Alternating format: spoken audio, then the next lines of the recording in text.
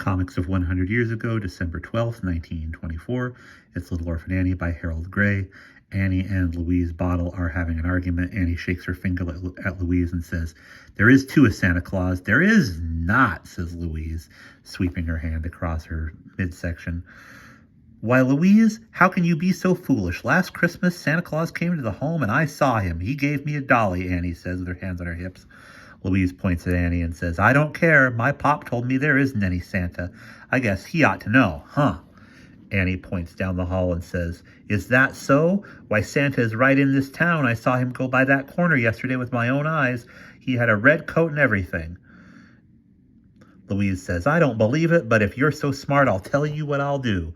She points at Annie and says, "Tomorrow, I'll go with you and we'll look for him.